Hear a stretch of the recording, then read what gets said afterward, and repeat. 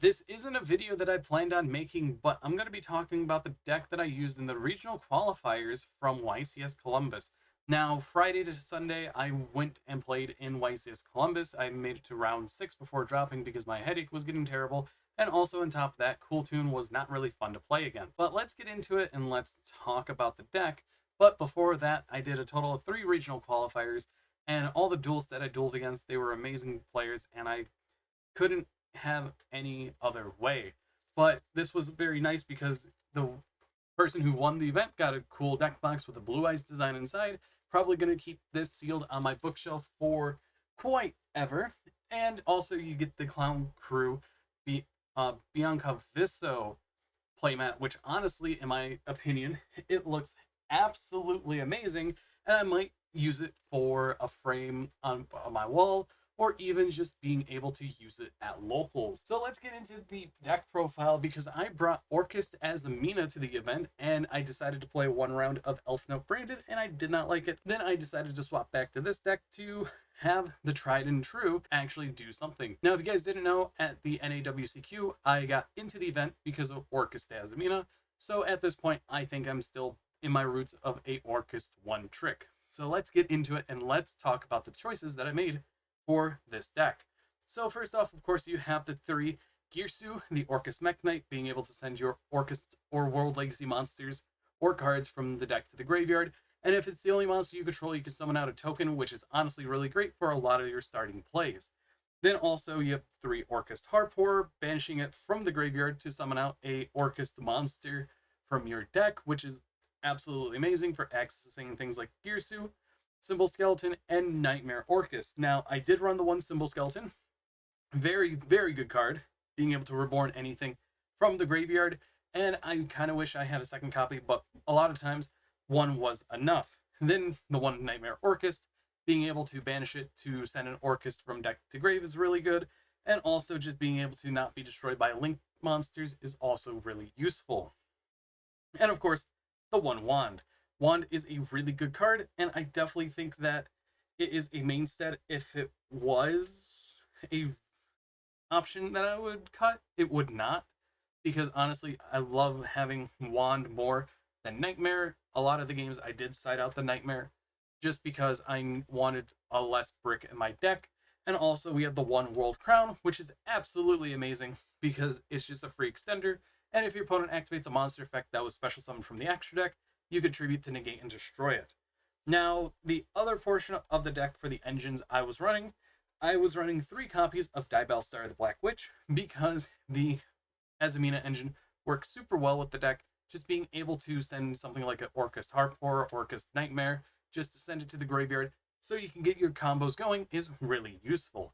And that's enough for the monster engine for the deck. And let's get to the hand trap. Now, Moltronic Foolos really overperformed this weekend, and I definitely think I used this card the most out of all the hand traps that I activated. Then we also have 3 Ash Blossom Joy Spring, because it is one of the best hand traps. People were siding it, people weren't playing it, and honestly, the 1-for-1s on certain decks is still really useful, especially against stuff like Cool Tune, if you stop most of their starters and stop them from getting off or getting too rotary. Now, for the spell cards, of course, you have the 1 Orchestrated Babble, and might as well get it out of the way too, the 1 Orcust Crescendo, because these 2 are really pivotal for the deck, being all your monsters are quick effects, and also an Omni Negate is an Omni Negate if you control an Orcust Link monster. And I was also banishing this card from the graveyard to search out a Dark Machine quite a lot. Now, for the Sinful Spoil engine, we have 3 Wanted, Seeker of the Sinful Spoil. This card's absolutely insane, just being able to add a Star monster from your graveyard or your deck to your hand. So it's weak against Ghost Spell, yes, but it's still really good because you can also banish this card from your graveyard, target a Sinful Spoil with a different name, and put it to the bottom to draw 1, which really helped out a lot, especially with the running just 1 copy of Deception of the Sinful Spoil.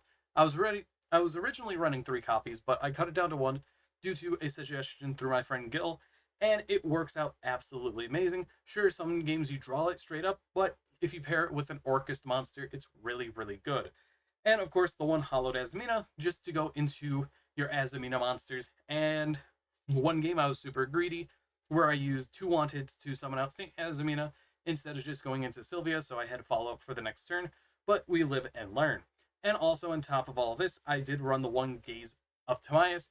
This card I did side out in certain games, depending on what deck I was going against, and it did pay off in certain situations. And now for the non-engine cards, we have 3 Forbidden Droplet. This card's absolutely insane in the deck because you get to send your Orcust pieces from the deck or from the hand or field to the graveyard because sometimes you just need to do that. Then we also have 3 Super Polymerization. This card's absolutely insane in this format by just fusing away your opponent's board so you can go into one of your powerful fusion monsters. And also on top of that, I definitely think that this card might get hit in the future because of how powerful it is. We also have the 1 Foolish Burial, because Foolish Burial is absolutely amazing. It's just another starter to get into your Heart Horror. And then for the traps, we have the Triple Infinite Impermanence, which did come up quite a bit, just stopping things like Cool Toon Rico, stopping other cards on the line that just need to activate on the field, like Fallen of the White Dragon, Blazing Cartesia, and the list goes on. After that, we have the 3 Dominus Impulse. Being able to stop any effect that would special summon a monster is absolutely insane, but it locks you into fire, water, and dark effect monsters, which is absolutely fine because this deck is majorly dark. Now, after that, we also have the 2 Dominus Spark. I would play a third if I did have it, but I only have access to 2. This card targets a monster your opponent controls to banish it, and if they have a monster in their hand, if you have no traps in the graveyard, they can special summon it, and if you activate this card from the hand, which your opponent has to activate a monster effect in the hand or graveyard, you can only activate light or dark monsters. So if you use Impulse and Spark, you can only activate dark monsters effects, which is absolutely fine because Orcust as a whole is just purely dark. Now, outside of that, the main deck felt really good. Only changes I would probably make is finally cutting Nightmare Orcust and probably something else, but we'll have to wait and see on that because I do have a regional coming up soon in Lansing next month, which is going to be interesting to say the least because it's one of the last regionals of the season.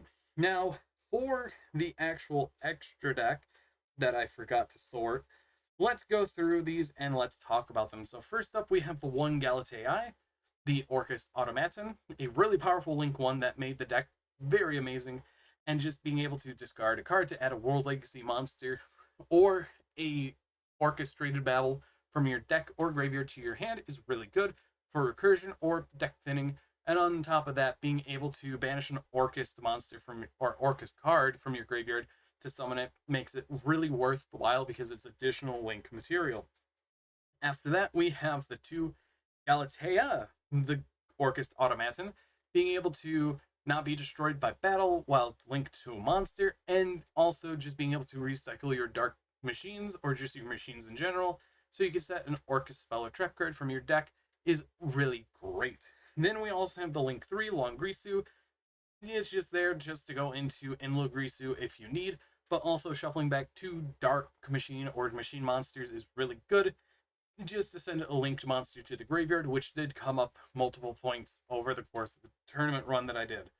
Also, Enlogrisu is absolutely amazing. Being able to add back from a banished Orcust card to your hand is absolutely insane if it's paired with Orchestrated or Orcust Crescendo, but also getting back your Orcust monsters to the hand so you can shuffle them back into the deck to take control of an opponent's monster.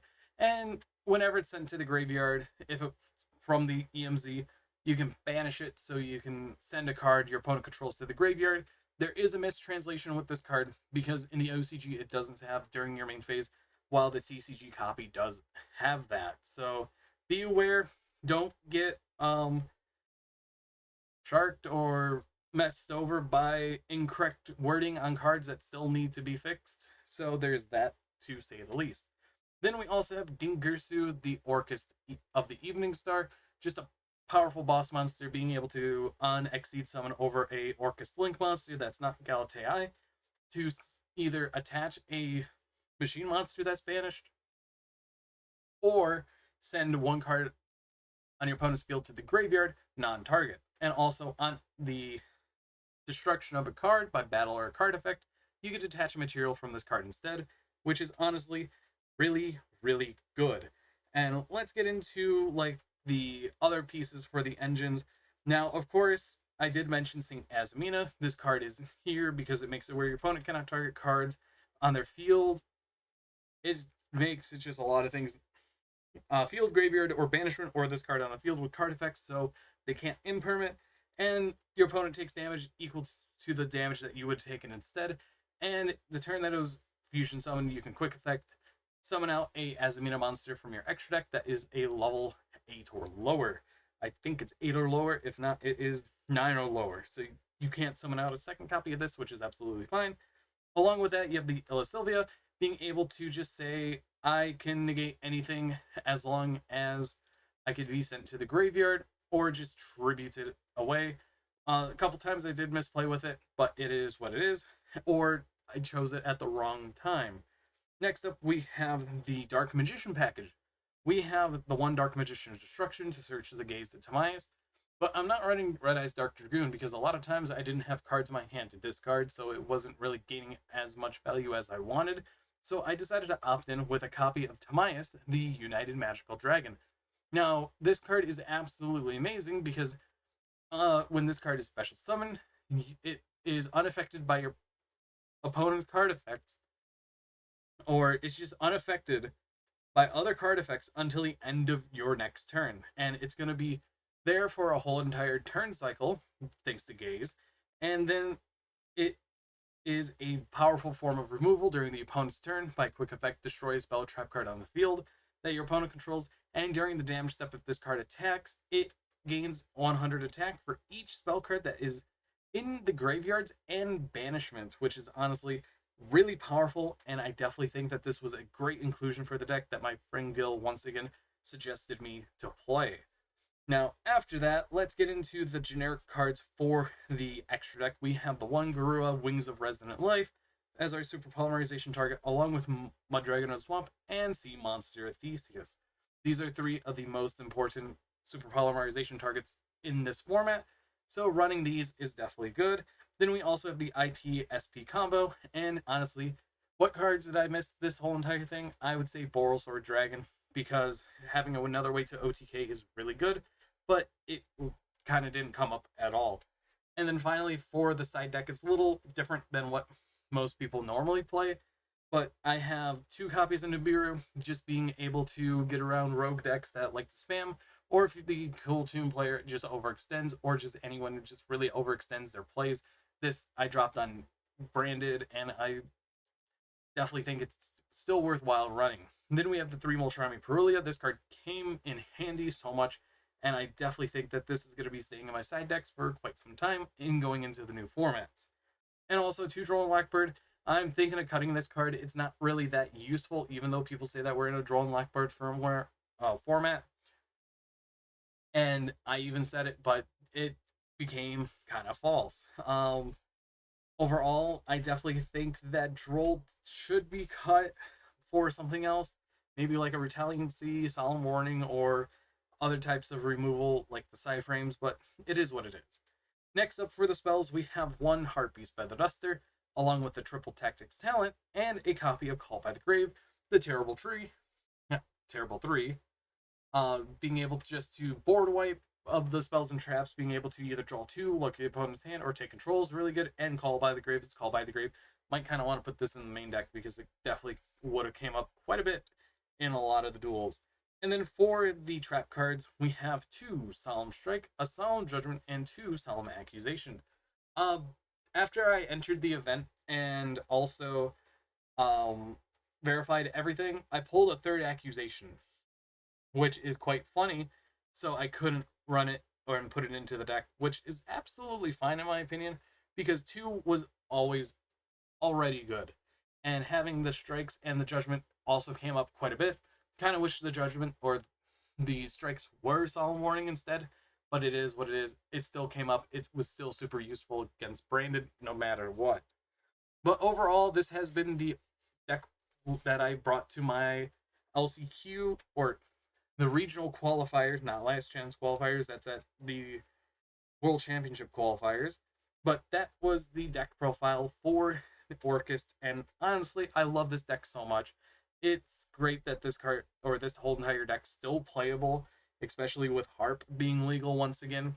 And I definitely would like to thank everyone for watching this video, for me stumbling through my words and trying to form cohesive sentences. But anyways, I've been BoltSpider. I hope you guys did enjoy, and I'll see you all in the next video. Thank you all for watching this video, and if you enjoyed it, hit that like button down below, and if you want to see more content like this, hit that subscribe button, and make sure to hit the bell to get notified whenever I upload. I would also like to thank FGH for supporting the channel through the channel memberships, as it's only 99 cents a month, and you can also join my Discord server, which is down in the description of every video that I post. But anyways, I'll see you all in the next video, and goodbye.